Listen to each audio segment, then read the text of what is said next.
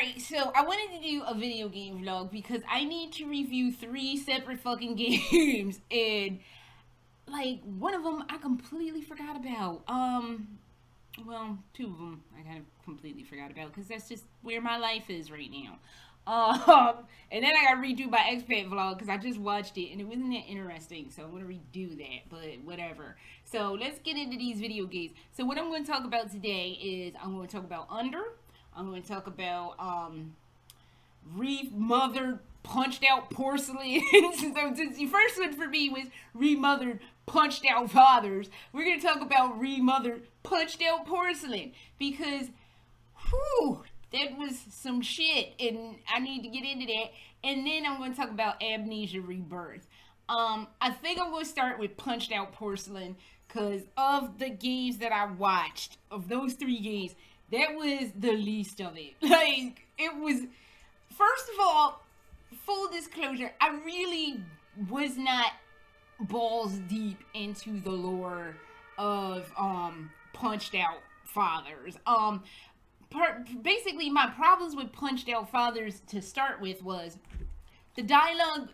Whoever, you know that line in Resident Evil 7, the dude was like, I don't do ADR. Apparently neither did they, who worked on Punched Out Fathers, because they really didn't fucking do ADR. It was ridiculous.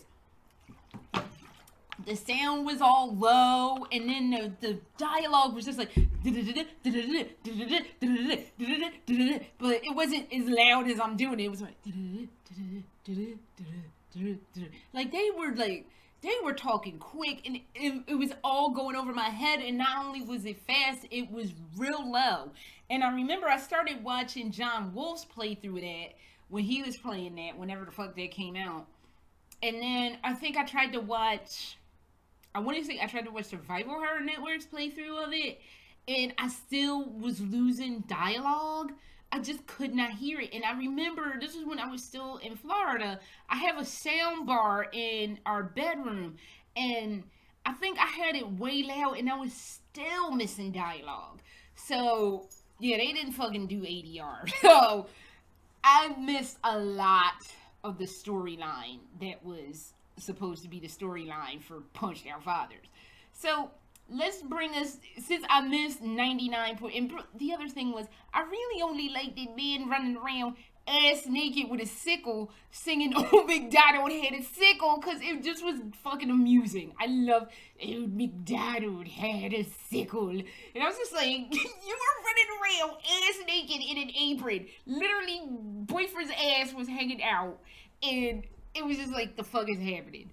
That was like the most amusing part for me. So, here we come to Punched Out Porcelain. I watched John Wolf's playthrough, and it was, first of all, when he was doing his, the demo that they threw out there, it was real buggy and fucked up, and even he was like, wow. Hopefully, and they were like, the only reason it came out on the day that it came out was because it was the same day Amnesia Rebirth was supposed to release. And he was like, I hope they fix this. You got a week to fix this because this is some fuckery right here. And I was like, yeah. It was like some part where he had gone into a room and then the girl was sitting in a chair, but the guy that was chasing her was like on her, spinning around. It was real buggy and fucked up, and I'm just like, whoa, y'all need to fix, y'all got some work to do. Somebody better be crunching, cause, and I know crunch in video games are real bad because they be torturing people, but whoo, this needs some work. So it came out anyway. It came out all janky and sketch-tastic, and it was just stuff that was sketchy, and I'm not, even from a person who's not played it, I can imagine how frustrating it is to play something that's all sketchy and fucked up. But watching it makes it confusing because it's just like, what is happening? So I don't know. That's for openers. Now apparently they have patched a lot of stuff, but don't just, if you're a game, and even if you're an indie person, and you find out your game is slated to come out the same day that other people are highly anticipating, push it back. Don't rush to market. Just push the shit back and people will understand. It's not that gamers are not understanding that, okay, we found some problems when we released the demo. We might want to fucking wait and not rush to market. I'm sure, and I'm sure I'm not alone in this. I'm sure a lot of people would be willing to wait to get to play a quality product instead of playing some sketchy shit where somebody's twirling on your shoulders as you're sitting down in a cutscene. It's just like, whoa. Just if you're coming out with some situation and you find out your release date is the exact same release date for some other situation that everybody and their mother's waiting for, just push it back. People will understand and try to bring out the best quality product that you can. So, with that being said, still on the Punched Out Porcelain, they explain what the fuck went on in Punched Out Fathers, and I'm sitting there listening to that whole fucking cutscene like, the fuck? That's what this was about? Fucking really? The old McDonald had a sickle was apparently some woman that was forced to live as a man, and she had a double mastectomy so she could complete the male what the fuck ever, and then all this shit about whatever drug. I'm like, what?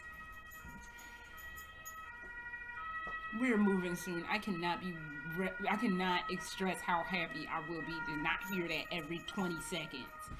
But yeah. Phenoxyl. Yeah, Phenoxyl was the medicine. Where the fuck was this plot? This is like goddamn news to me because all I remember from that was homeboy running around ass naked in an apron with a sickle singing "Oh McDonald had a sickle." Blasted my mind. I had no fucking clue that's what the fuck this was about.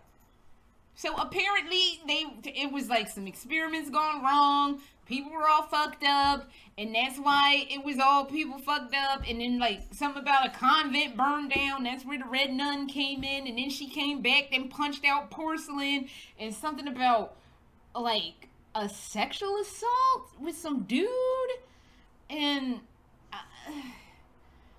the plot. And then it was further complicated. Granted, this time they did slow down and turn up the volume so I could actually understand what the fuck people were saying. But it was like so many people were living as other people with whole ass other names that I never could figure out who the fuck was who. Jennifer was Chloe, and Amy was Sarah, and Sasha was Kia. And it's just like, who the fuck are all these people? Oh, these people are all the same. I don't fucking know. Their storyline, their plot line is goddamn ridiculous because it's too many names. It's too many irons in the fire. Can we pull out at least 3 of them irons and let them cool down? Because I am lost as shit in your storyline.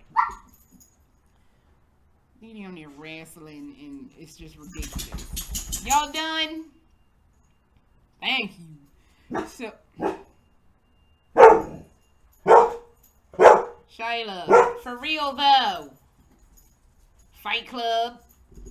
Her skin has been dry. My dog Shyla, her skin has been dry, so she's been scratching her face, and she looked like she's been in a fight, so I call her Fight Club now. But you need to pull out the irons that they have and just let them cool down, and like I don't know, stick to like I don't know. It was 2 main characters, them 2 girls, but I was just so fucking lost. And then it just came a point where I didn't care. So I just skipped to the end. And that ending it wasn't one of those endings that you could just jump into and it would all make sense.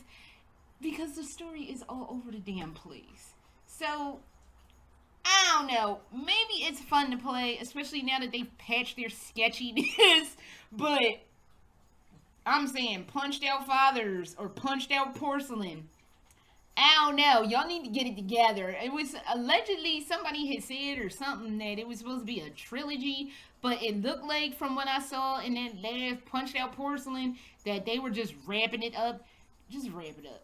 Because I can't. It's too many people. It's too many names. It's too many people living as other people. It's just too much happening. Just wrap it the fuck up. So... play it if you need to, watch it if you want. I'm just never going to be on board for that one. So I think I'm out on the Punched Out Fathers, Punched Out Porcelain, Punched Out Motherfuckers series, because I feel like I got punched out. So their plot was confusing. And I feel like somebody punched me in the head and then they asked me to do like some hard ass math equation. I'm just like, I don't know what the fuck, I just got punched out. So what the fuck? So moving on from that, we have, I'll do Amnesia Rebirth. Now, I forgot all about Amnesia. Admittedly, I have a squishy place in my heart for Amnesia because that was what stuck my toe into the indie horror market. Because before that, it was like, oh, it's either AAA games or fuck you.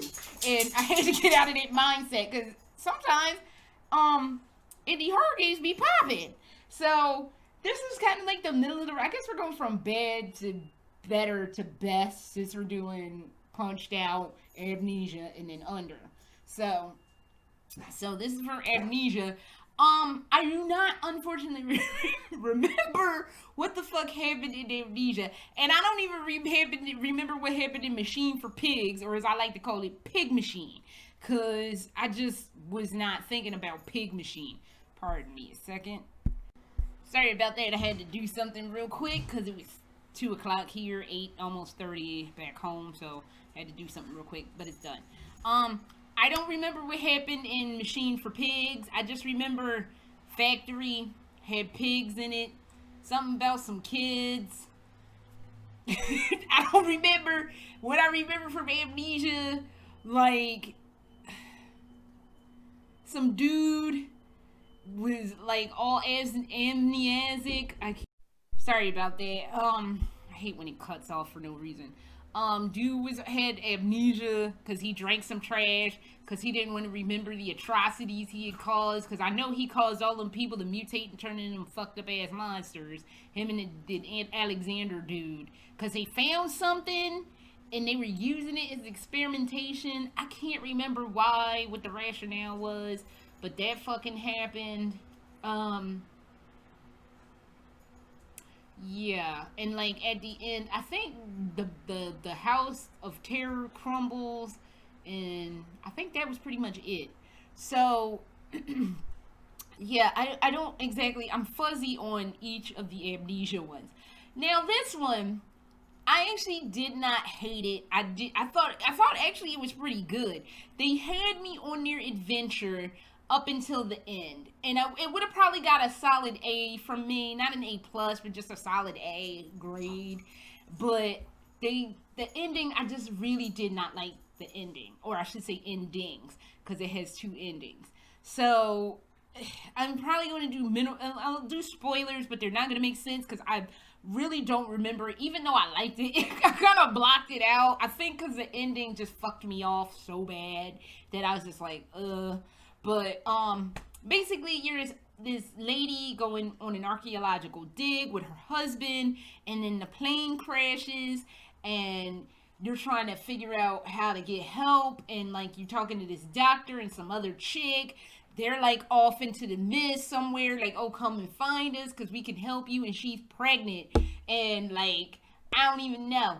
So you find your husband dead pretty early on, and that actually had me kind of tearing up. I'm like, oh damn, because it seemed like the lady Tazi, I think, and her husband had like a really good relationship, and you get a lot of flashbacks that they had a daughter, but their kid had some kind of congenital defect, and she was just slowly deteriorating, and then she finally died. So she was excited that she was pregnant with another child. So basically, the adventure part of it was real good, and it had parts that were really intense. I really liked the part where you had to like blow up the wall or the door or whatever it was in the gun turret, and then it collapses. That was cool. They had like a swimming part. That was cool. Like they had all these like real cool aspects to their game, and I was just like, yes, I'm with you. I'm with you, Tazi. Fuck yeah. And like, we're gonna get out of this shit. You and your baby, because you gotta talk to your baby. Like, oh, are you okay in there, kid? And like, they had me on this adventure. I was with them 100% on this adventure until we got to the goddamn ending. And then I was just like, Oh. So, basically, you find out you've been drinking this trash. I don't know what the fuck it was, but you were drinking this trash in order to survive, and it was turning people all fucked up. So, the goddess or whatever of this area or what the fuck ever, she kind of comes to you every now and then and helps you when you're in like a really tight spot. But the goddess of the area or what the fuck ever helps, tells people that, tells you, Tazi, that y'all done fucked up by drinking this trash. You gonna turn into one of these mutants because one of the dudes on the expedition turned into one of them fucked up mutant folks. And you have two options. You can either let me have your kid because she gives birth, and then I'm leaving out a lot. Basically, after they found out they drank their trash, they were like, we're gonna have to find a way to get out of this because we're all turning. Because you do eventually find the lady who has mostly turned and killed everybody that was left except for the doctor. And she gets Tazi out of another tight spot because she knew she was turning. But she turns some dude on the exposition with you. He turned all stupid, and they all blaming Tazi because basically she's pregnant, and the lady of the mountain or what the fuck ever wants her kid. And I was like, I knew early on, I'm like, this is some fucking Rumpelstiltskin shit where this mystical bitch wants her kid, and they were like, well, we're gonna let Tazi decide what she wants to do. And Tazi's like, fuck that bitch, she can't have my kid, and I can't say that I fucking blame her. So, but because they drank the trash that's turning everybody into mutants, basically, even Tazi is getting ready to turn and stuff. So, the lady of the mountain is like, okay, you got two options. You can give it your kid, and I can kill you real easy, or, and you gotta let your kid live. Because basically, if I take your kid's gonna die if you keep your kid. Because your kid is still going to have that same congenital situation your first kid had. So why don't we just fuck off with all these illusions of you're going to be a mother and have a happy life and all that stuff. Because I'm just, either your kid's going to die in a congenital messed up situation, or you can just let me have your kid and your kid can just live in this cave with me forever. Okay, because that's psychologically good to have some fucking mystical bitch. No friends, no family, no breast milk, no nothing. How the fuck is she planning on keeping this kid alive? I don't even fucking know, but what the fuck ever. It's a video game. I shouldn't be all that deep into it, but what the fuck ever. So, this is where the ending comes in, because you have two choices. You can leave your kid with this crazy mystical bitch, or you can kill the mystical bitch and you and your child all at once. So, this is where I was just like, what the fuck is up with these non-fucking options? And I watched Noxon play this. And basically, he showed both endings, and they're both non-ass fucking options, where basically the end result is death. Now, philosophically speaking, the end result of anything is always death. If you're alive, that's going to be the end result, period. I get that. I understand that. I accept that as a person that's currently alive. But I'm saying, in a video game, and I'm not saying it's always got to be uplifting, but goddamn, this bitch Tazi went through a lot of shit. Her husband was fucking dead when she found him. Like, the least you could do is get a chick a happy ending, or like at least a viable ending. Cause the one ending where she opts to leave the kid, she looks at, cause Tazi draws really nice pictures. She looks at her not tablet, but her sketchbook, and is basically just turned and crazy and just sits the sketchbook down, and that's how it ends. And I'm just like, the fuck. And then the other one, she kills the mystical bitch, and then ends up dying, and it was just like, this is not fucking uplifting. And I'm not saying everything has to be uplifted, but goddamn, after going through all that bullshit, you could at least stuck like a middle of the road ending in there. I don't know what the fuck that middle of the road ending would be, but there should have been like another option, and that's why I'm like, this gets a solid B for me. Like, that, you had me up until the end. So, it's a good game. I just don't like the non-ass options that were the ending. So, I don't know. But I did enjoy Amnesia Rebirth for what it was. Like I said, the adventure part was good. They had me. I was with Tazi every step of the way. It's just when you got to the ending, that's when you stuck your dick in it. And I was just like, God damn it. No lube. No patting people and caressing them and telling them it's okay. Just stuck your dick in, and once again, people screaming. Oh well. It was still good though. It's a solid B from me. So, not that my ratings mean anything, but it was. I'm not mad at it. I just did not like the endings that we got. So, now, Under, the best of the games that I watched recently. Under fucked me up, y'all. I don't know what the fuck I was expecting with Under. I have no goddamn clue. But Under fucked my shit up. I am mildly afraid of the dark. That is a feat to end all feats, because I realized I used to say I get scared easily. Apparently I don't anymore. And if you actually can scare me, you've done a good fucking job.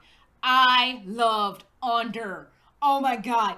I was worried I wouldn't be able to finish Noxon's part 2 because it was getting me that nervous and amped up. I was like covering my eyes.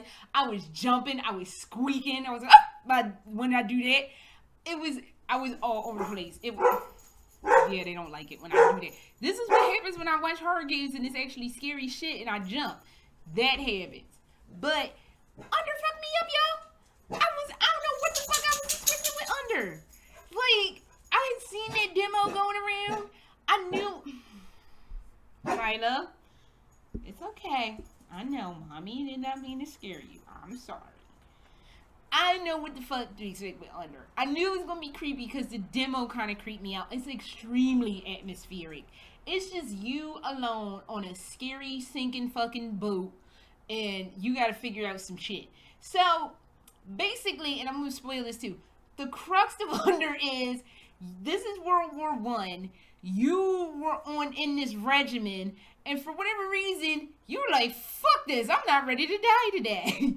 And you fuck off and go do something, like you abandon your platoon, and I guess they all died or some shit. You get court-martialed, and prosecuted, and you get put in, your sentence is death.